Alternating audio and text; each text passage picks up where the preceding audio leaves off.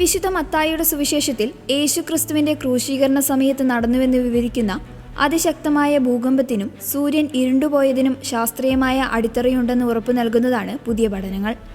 ജിയോളജിസ്റ്റുകളുടെ പഠനങ്ങളും നാസയുടെ ആസ്ട്രോണമിക്കൽ ചാർട്ടുകളും വിശകലനം ചെയ്ത ഗവേഷകർ യേശുക്രിസ്തുവിന്റെ ക്രൂശീകരണം നടന്ന AD 33 ഏപ്രിൽ 3 വെള്ളിയാഴ്ച ഭൂമിയിൽ പാർഷ്യൽ ലൂണാർ എക്ലിപ്സ് നടന്നുവെന്നും ഭൂമിയിൽ അന്ധകാരം വ്യാപിച്ചെന്നും കൃത്യമായി പറയുന്നുണ്ട്.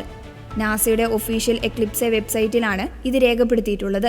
വിശുദ്ധ മത്തായിയുടെ സുവിശേഷം 27 അധ്യായം 51 വാക്യത്തിൽ പറയുന്ന ഭൂകമ്പത്തെക്കുറിച്ച് അന്താരാഷ്ട്ര ജിയോളജി റിവ്യൂവിൽ പ്രസിദ്ധീകരിച്ച പഠനം നിർണായക വിവരങ്ങൾ നൽകുന്നുണ്ട്. ജിയോളജിസ്റ്റായ ജെഫ്രിസൺ B. Williams, marks J. Shab എന്നിവർ ചാവുകടലിന് സമീപത്തെ മണ്ണ് പരിശോധിച്ചപ്പോൾ AD 26 36 ഇടയിലായി ഭൂകമ്പം നടന്നതായി കണ്ടെത്തിയിട്ടുണ്ട്. എൻഗഡി എന്ന സ്ഥലത്തെ മണ്ണിന്റെ ഘടനയിലുണ്ടായ മാറ്റങ്ങൾ പരിശോധിച്ചപ്പോൾ ഈ കാലയളവിൽ ഭൂകമ്പം നടന്നുവെന്നതിന് വ്യക്തമായ തെളിവാണ് ലഭിക്കുന്നത്.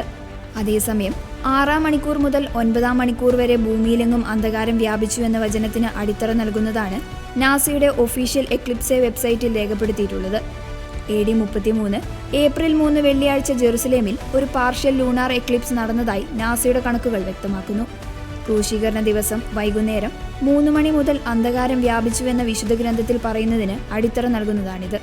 ചന്ദ്രഗ്രഹണ സമയത്ത് ചന്ദ്രൻ രക്തനിറമാകുന്നത് പീഡാനുഭവ സമയത്ത് പ്രകൃതിയുടെ വിലാപമായി വിശ്വാസികൾ കാണുന്നു. 2 ആഴ്ച മുൻപ്, അതായത് AD 33 മാർച്ച് 19 ഒരു പൂർണ്ണ സൂര്യഗ്രഹണം നടന്നതായും നാസയുടെ ചാർട്ടുകളിൽ പറയുന്നുണ്ട്. എന്നാൽ ഇത് ജെറുസലേമിൽ ദൃശ്യമായിരുന്നില്ല. ഈ 2 ഗ്രഹണങ്ങൾ തമ്മിലുള്ള ഇടവേള കൃത്യം 15 ദിവസവും 4 മണിക്കൂറുമാണ്. ഈശോയുടെ ക്രൂശീകരണത്തെക്കുറിച്ച് ജിയോളജിസ്റ്റുകളും നാസയുടെ ഔദ്യോഗിക വെബ്സൈറ്റിൽ രേഖപ്പെടുത്തിയിട്ടുള്ളതും വ്യക്തമാക്കുന്നത് വിശുദ്ധ ഗ്രന്ഥത്തിൽ പറയുന്ന ചരിത്രത്തിന് ശാസ്ത്രീയമായ ആധികാരികത നൽകുന്നതാണ്.